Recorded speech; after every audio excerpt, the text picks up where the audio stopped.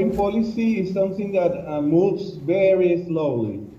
So in situations like this, of course, you have to take fast decisions, but in terms of foreign policy, we will see the results of what is happening right now in Venezuela maybe in a couple of years, if you ask me, in terms of real foreign policy decisions.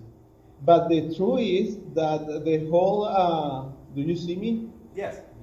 Okay, that the whole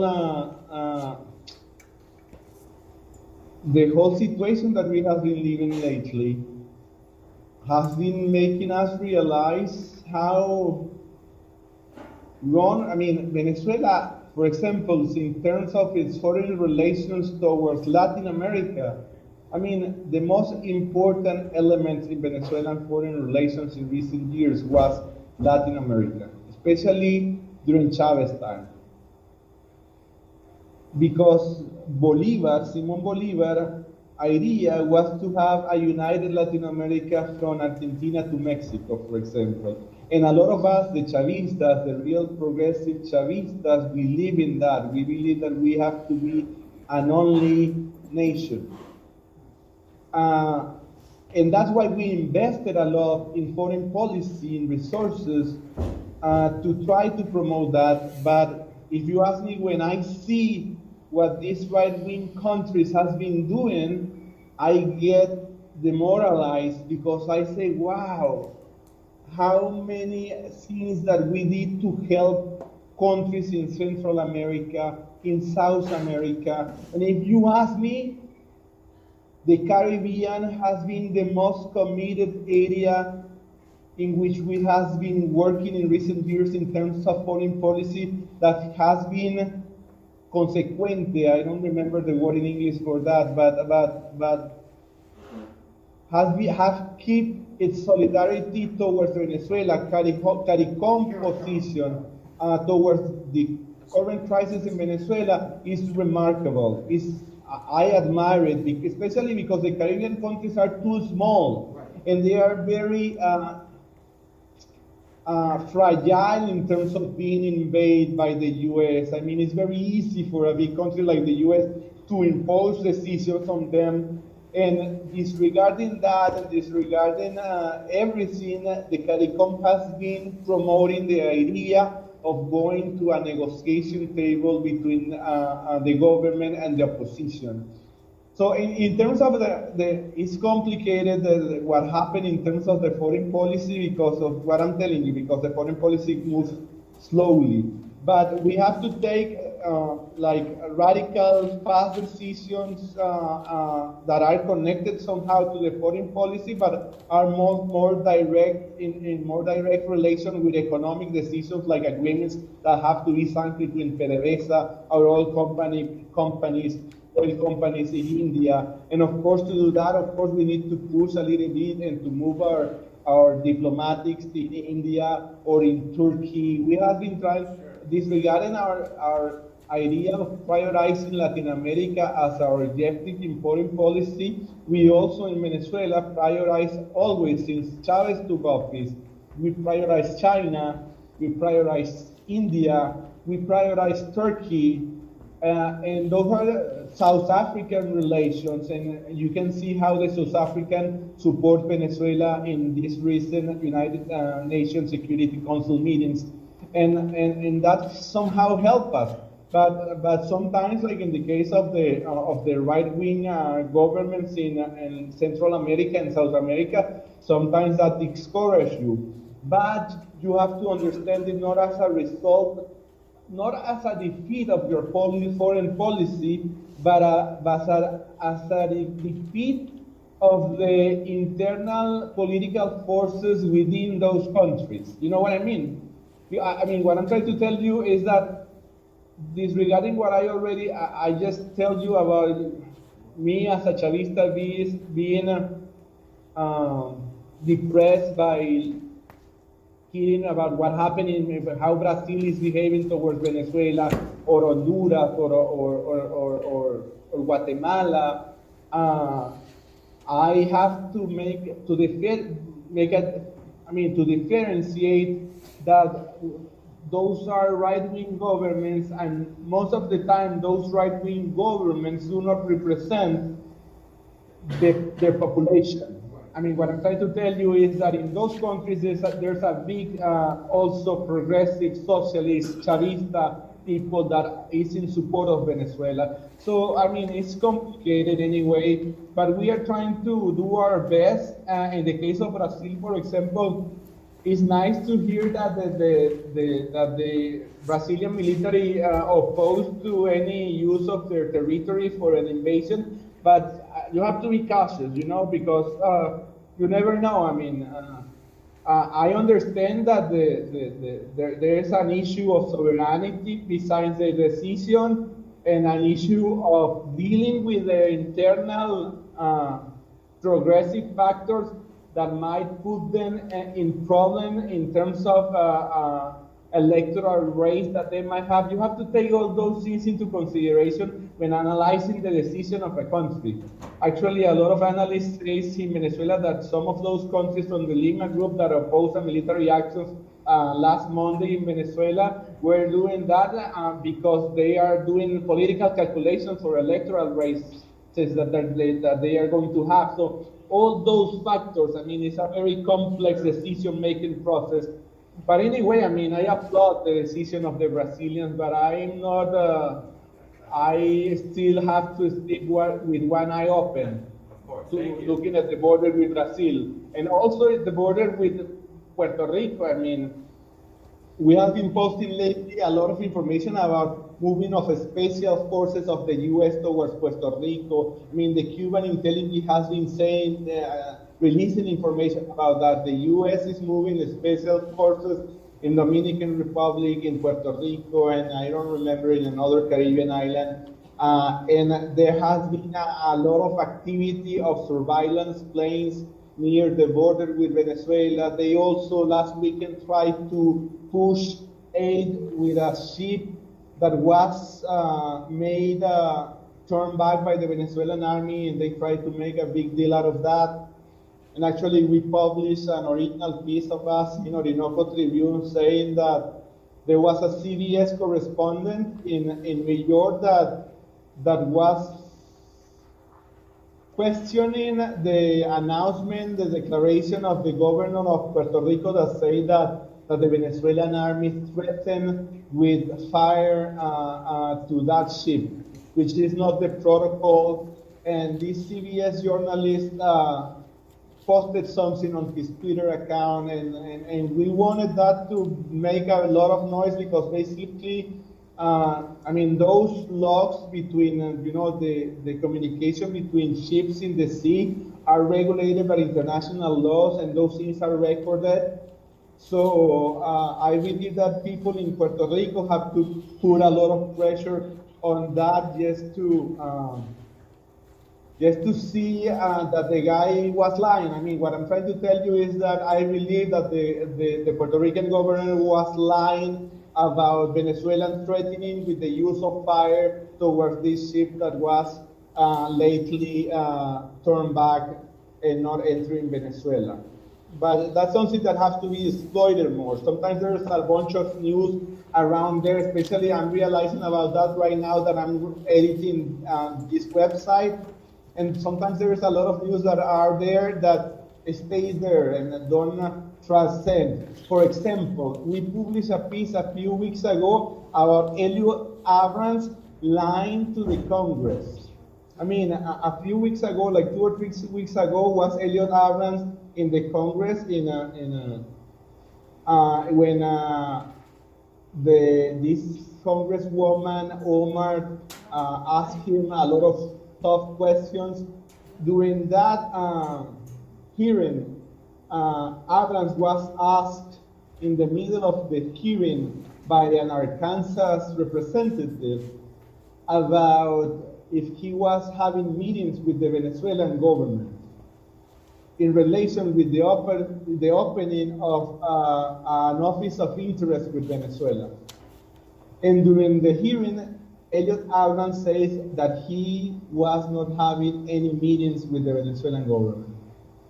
And the truth is that the day after that, the Ministry of Foreign Affairs of Venezuela and actually President Maduro announced that we were having meetings, we already had meetings with Helio Abrams, and that he lied to the Congress again. And immediately when I see that, I wrote down a piece about that, and I look at the videos, and I double check to see if everything was true, and it was true. I mean, the guy was asked if he had meetings with the Venezuelan government in relation to the opening of an office of interest, and the guy said no, even though the Venezuelan government should have proof that they already had meetings with Elliot Abrams. So I mean, sometimes there's a lot of news that died before being discovered by trends or things like that. But I'm just want you to let you know about things that we have been posting lately that I want to have more visibility. Okay, we got one last question, and then we have some. Yes, try to get close to the mic, please, because. Yeah, statements of solidarity after Jerry want to share the last question. That would be great. Have one. I was just asking, who publishes the Orinoco Tribune? I cannot hear you well from there. In front of the, speak Into the laptop, Jerry. Good afternoon, Jesus. It's good to see you. Nice to see you too. Who publishes the Orinoco Tribune?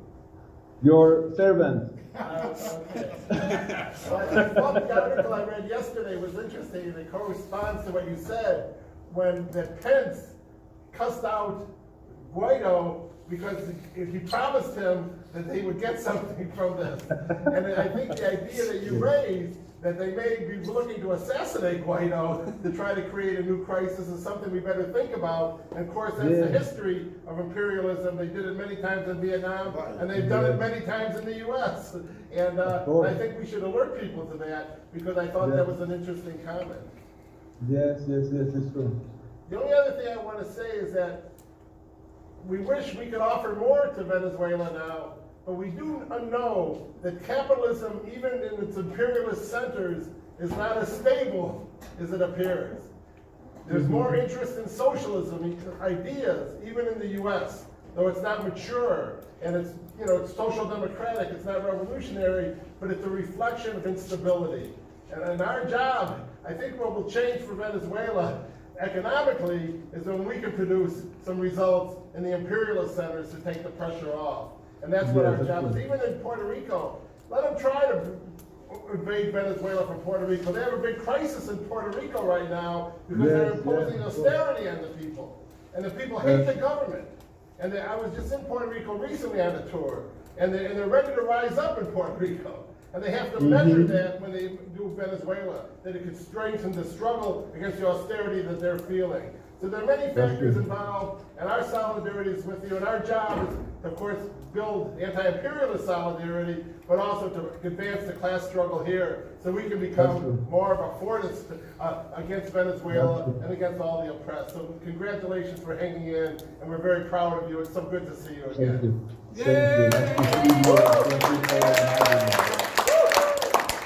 Thank you for the invitation. It's always a pleasure to talk to you guys. just one last question. No more questions. No for you. I'm joking. Thank you for your time, and good afternoon. Don't worry.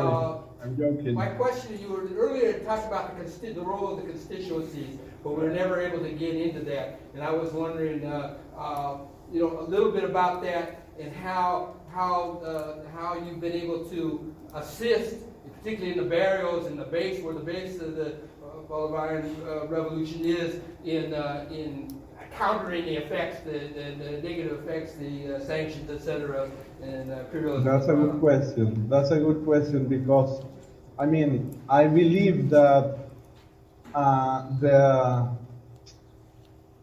Venezuelan population, the Chavista population, has been hanging out, especially because of the assistential programs from the government. The most important one, if you ask me, is CLAP, the CLAP program, which is basically a program that was designed by Maduro to provide almost for free you have to pay a ridiculous amount for each box. Every 20 days, every household in Venezuela receive a box with food. I'm talking about liquid, powder milk. I'm talking about rice, sugar, spaghetti, different kind of food that are very important for a lot of Venezuelans currently to survive because of the economic crisis. And for doing that, the government requires a certain level of organization within the community. I mean, it's not that you live there and you receive this box of food, like a box from Amazon, what is delivered to your house. You have to be organized. You have to be, being counted by the communal councils where you live, and you have to have some sort of participation in your community. And when you comply with those requirements, you receive the club boxes of food, which currently are delivered to more than 6 million houses in Venezuela every 20 days. And actually, yes, and that's very important. It's very important that you make that question, because that's explain how we are not having a real humanitarian crisis. And it is because the Venezuelan government is aware that there's a problem and is trying to at least give some sort of help to the people. And let me tell you something, a lot of right-wingers say that those boxes are delivered only for Chavistas, which is a big lie. Most of the people that I know that receive those, not most of the people, but a lot of the people that I know that receive the club box are right-wingers. And you don't have to be, from a socialist or declare yourself. I mean, you just have to be enrolled in your community council and you will receive it. It doesn't matter if you are right-winger or left-winger, because we don't differentiate that, but the right-wingers keep saying that that's like something that you have to kneel or something towards Maduro to receive that help, and that's a big lie.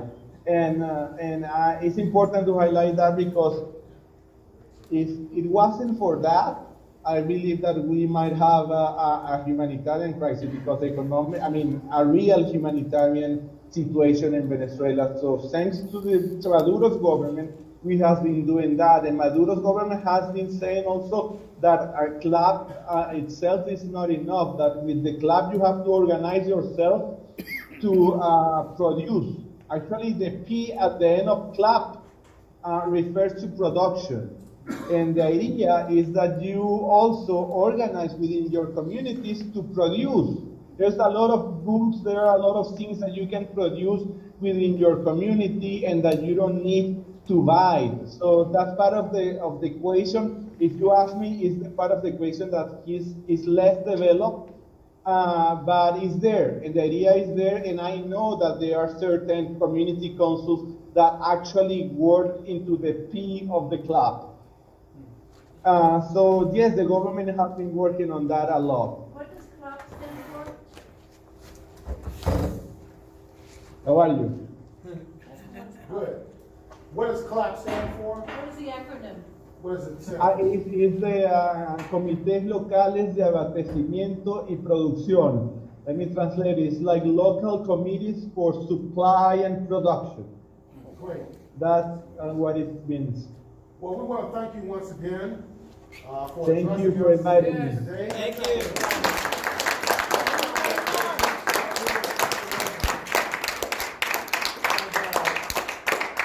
We'll be in touch.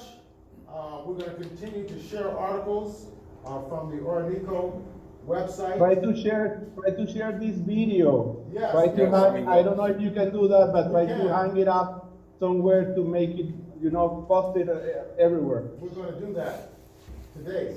So we want to thank you That's again and keep up the struggle. We're We here will. today in solidarity with the Bolivarian revolution, with the Venezuelan people, and forward ever, backward Nunca never. atrás. All right. Thank you so much. Thank you, venceremos.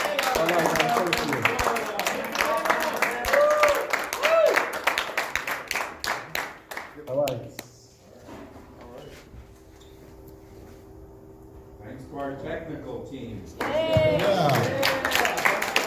Okay, we want to pass the bucket. We want to give a donation to Cass Commons. We appreciate Daryl Jordan for opening up this space for us to use today. And he's been out on our picket lines for the last 3 weeks with us. We really appreciate this. We also have a statement of solidarity from Anak Bayan. Are they here? Okay, come on up. And also I want to thank the mutual aid, not charity, the CARE cadre for bringing the refreshments today as well. They've been out on the picket line with us as well. So let's hear from our comrades from Anak Bayan.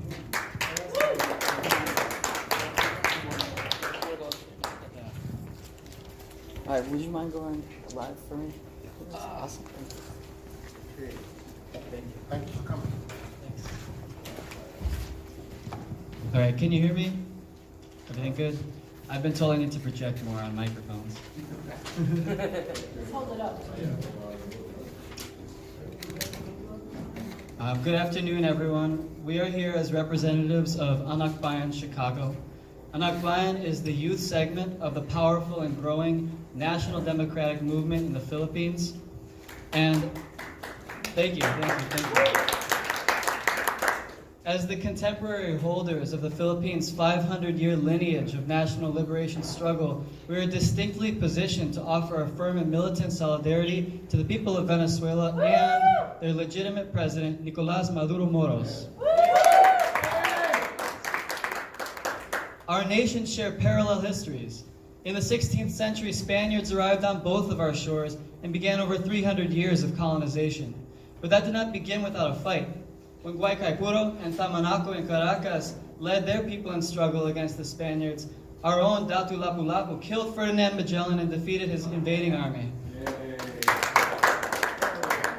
And in the 19th century, when Simón Bolívar took up the anti-colonial call, our own revolutionary leaders in the Katipunan, like Gabriela Silang, Jose Rizal, and Andrés Bonifacio, undoubtedly took inspiration and lesson from the struggle in South America.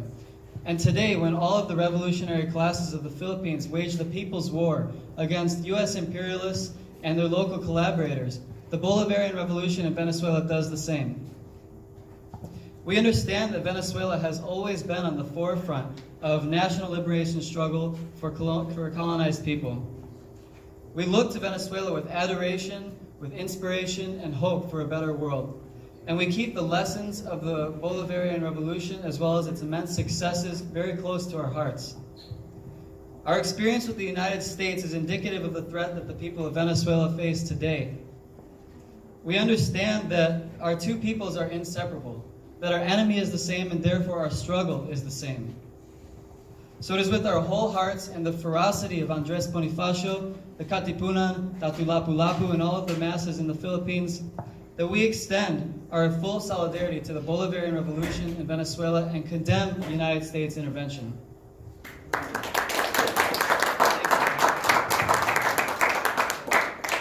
In our movement, we have a chant that expresses our resolve to win the struggle.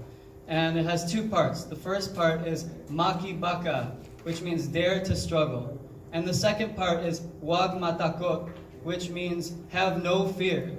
We extend these words to our comrades in Venezuela. In the Philippines, we say our kasamas. It's like family members, our brothers and sisters, our kasamas, our comrades.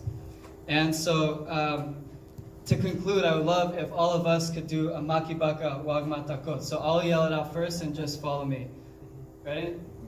Maki Baka Wag Matakot. Maki Baka Wag Matakot. Thank you. Thank you very much. Thank you. Thank you so much. Alex, do you have the statement that's written? Yes. I'll be sure to send that to Jesus if you could send that to me. Yes, and we could also We should post it report online. it Yeah. on Fighting Words website as well. And Anak Bayan has been a longtime ally of ours here in the city of Detroit. And we've also worked with them through the International League of People's Struggle. which I am a member of, attended the two conferences that were held here in the United States in Chicago in 2012 and 2016. So we are delighted to continue this relationship. Our comrade Bill Doris was just at the IOPS meeting that took place in the Netherlands just a few weeks ago, and he'll be going to Hong Kong as well for another major meeting of the IOPS. Are there any other statements of solidarity? Also, I want to just get a feel of where we are right now. This is, we had a special meeting at the Moratorium Now Macaulay Monday night gatherings that drew about 30 people. That's where we decided to hold our weekly pickets at WDET right across the street, because NPR is a major culprit in this whole psychological warfare campaign.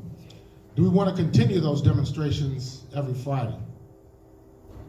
Yes, I would also like to request that we ask people around the country to include NPR in their local cities so that we could do one demonstration together every week. Okay. Oh, that would be great. All right. Nationally. Yeah. So is there consensus here to continue those actions Yes. for the next few Fridays? Yes, go ahead. I had to leave that organizing meeting early, but I heard there was some talk about pressuring the actual NPR office, like going into the building and pressuring them for airtime. Is that something that we could do? Is that like within our Yeah, means? we did write them a letter. They have not responded as far as I know. They sent an associate producer out yesterday to the picket, in essence to say that we didn't know what we were talking about, which, just earlier they had Elliot Abrams on from National Public Radio with no opposition. So yes, that could be an option. We could go in and demand a meeting with them. The problem is these folks are funded by the U.S. Congress through the Corporation of Public Broadcasting. They also get funding from Enbridge, the pipeline company that's so controversial in Michigan. Jones Day, they get funding from them. The people who engineered the bankruptcy and the pension theft here in the city. Northrop Grumman. Yeah, those folks too. Koch brothers. The Koch brothers as well. So it's really not public radio. It's a radio of the ruling class of the Pentagon and Wall Street. Is there anything else that we can do? Friday. Friday at 5:30. And where is it? It's right across the street. At University Towers, which is an apartment complex, and they're on the first floor. So we've been on Cass, right between Forest and Canfield. Any other suggested activities that we can engage in here in this area? Okay. We could leaflet the shit out of the entire building. Okay, that's good. That's good. Mike, and then Consul. There's a couple things. I think we need to get a good flyer together Yeah. to distribute to the people of Detroit that explains what's going on. Right. Something that they can take on the bus and read. It might, and they'll have to read it. We don't want it to just be flashy slogans, but has some content into it that refutes what the ruling class is telling the American people. And then I think we should go to places like the Rosa Parks Transit Center and other places like that and hand them out and get the word out. And I'd like to see us, if we can't organize a bus to the anti-war rally on the 30th of March, that maybe we should think of a local demonstration at the same time. In a public area. I mean, it's good that we're at WDETs on Friday, but we may want to go elsewhere in the city to hit so people going home will see us. So, A bridge banner maybe? Yeah. yeah. 75 or something? Yeah, like a banner drop. So, if we can't go for the March 16th or the March 30th action in Washington, D.C., do you think we can build a local action on March 30th, maybe, Yeah. here in Detroit? Yeah. It's a hard struggle because the thing is, there's so much propaganda against Venezuela. People are confused, but the more we do, starting out small and then expanding, I think we can get some traction on this question. So what do people think about having a local demonstration on March 30th in Detroit. Carlos, go ahead. Sorry, I was going to speak. Okay. Okay, we'll take that under advisement for March 30th. Yeah, we could go campus marches or downtown where high visibility. Yeah, Maybe by a news station if there's like Local 4 or whatever, like something like that. yeah, Yeah. they're not too far. Yeah. Austin and then Mike. What they've been found very successful is to have folks send into these centralized demonstrations, say to Washington, your local demonstration of all the folks who couldn't make it and have it all counted up with pictures and stuff. Great. Mike. Yeah, I think Jesus says something very important, that it also helps the Chavistas in Venezuela to see solidarity around the world. And it's not just the American people we're trying to reach, No. but we're trying to show them, we got you, we're with Right, you. right. Yeah, I think last weekend, the fact that there were demonstrations in so many cities across the country, even though the demonstrations were small, they still got out there through social media, and it coincided with the big demonstration in Venezuela itself that had hundreds of thousands of people. And they were forced to show that. They showed Maduro dancing on stage as if it was a bad thing, Jerry. I had a couple thoughts. One is, Cheryl was able to get Detroit City Council to pass a resolution to oppose the sanctions on Cuba. I was thinking maybe we could get the Detroit City Council to go on record as opposing U.S. intervention into Venezuela, and to set that as an example for other cities to follow. So just one idea. I don't know who put in the resolution even, but it was interesting to me that she was able to get that done. Yeah, I think it was Sheffield and Castaneda. Really? Yeah, Maybe right. we should. And the other idea was, it's one time where Canadian imperialism was also at the Yes. same time as the U.S. I Trudeau. was thinking maybe we could contact some groups in Canada Right. to do cross-border actions at Good. the same time. Okay. Like an international day of solidarity with actions on both sides of the tunnel or both sides of the bridge. Oh, that's cool. Sounds good. We have contacts with at least 2 groups in Canada, so we could definitely reach out to them as well. Guys. Yeah, I mean, something, I'm not exactly sure how we would approach this issue, but, it seems like a lot of groups in Detroit really have the pretty direct ear of Representative Rashida Tlaib. Yeah. And, she's also, in one respect, she's progressive on the one hand, but in one respect, she's one of, I think, when Jesus is referencing these, progressive representatives who also support sanctions, she went on record signing a statement drafted by Code Pink, Right. saying all this stuff, about how, Maduro being an anti-democratic leader, about how, intervention isn't okay, but sanctions, are this kind of preferred method of yeah, exactly. Some kind of, again, you can handle it delicately. It's a question of how you can handle it, but maybe some kind of press release or, challenge to the Tlaib offices, to back off on that position, because it's a really harmful position. Yeah, we saw that in 1990 and 91 during the first Gulf War, where they were saying, let the sanctions work. Well, the sanctions did work, and they killed 1 million people in Iraq, which paved the way for the intervention and occupation in 2003. And so, we saw the same thing in 2003. That's why there were 2 different major tendencies in the anti-war struggle. One was saying, well, let's condemn the government of Saddam Hussein, but at the same time oppose the intervention.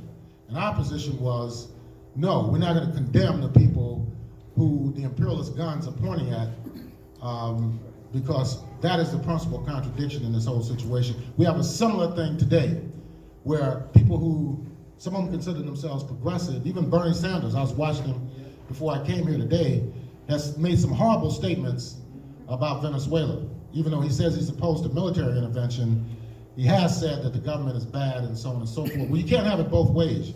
You can't say the government of Venezuela is bad. That implies that you favor regime change. And how does regime change take place? It has to be a military coup, they have to collapse as a result of sanctions, or there has to be an assassination or direct military intervention. David. So I want to follow up Cosmo. I don't think a press release is really what's needed. I think we should we should pass a motion of the body here today to send a delegation to meet or ask for a meeting with Talib's staff or herself.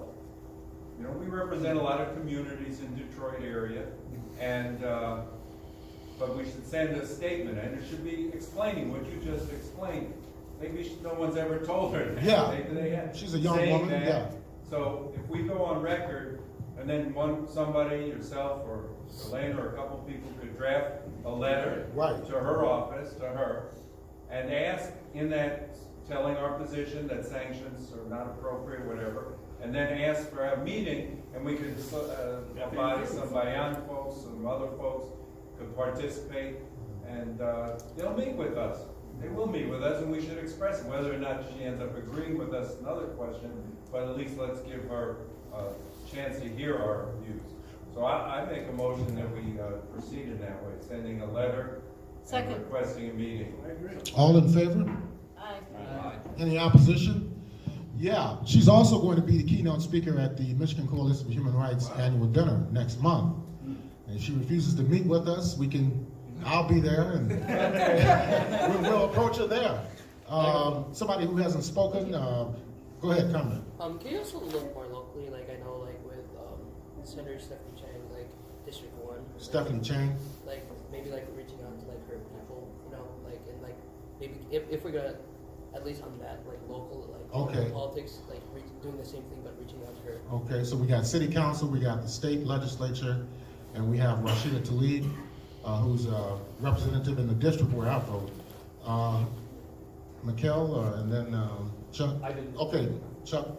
Just as a point of information, maybe after you see how that meeting goes with Rashida, is Andy Levin, who happens to be my representative, is on the House Foreign Relations Committee on the Latin American Trade Wow. Subcommittee. Wow. So you might have him in mind after you meet with Rashida. Yeah, we could draft letters to these folks and ask for meetings with them. Jerry. You know, one thing we should reach out to the Sugar Law Center, that's who she used to work with. Yeah. And ask them to sign. And they're in this building, right? They're in this building, and Right. ask them to sign on to the letter. That would be awesome, really be awesome. So we have about 7 resolutions. We want to continue to protest at WDT every Friday at 5:30. We're going to do mass leafleting, perhaps at the Rosa Parks Transit Center and other locations where there are high concentrations of people. We are going to ask for a meeting with the management over at WDET about their coverage of Venezuela. Also, we're going to put together a March 30th protest here in solidarity with the anti-NATO and pro-Venezuela demonstrations that will be taking place in Washington, D.C. We're going to seek a city council resolution opposing U.S. intervention in Venezuela as well as sanctions. It's not going to help the people here in Detroit. We see how we've documented this years how the military budget prevents the rehabilitation of our own city. We need roads, we need housing, we need food for people. There's a humanitarian crisis right here in Detroit that's not being addressed. They claim we're rich now all of a sudden in Detroit. I don't know where they get that information from. Also, to request friends and allies in Windsor to also have a demonstration on March 30th or some other time, and a letter to Representative Rashida Tlaib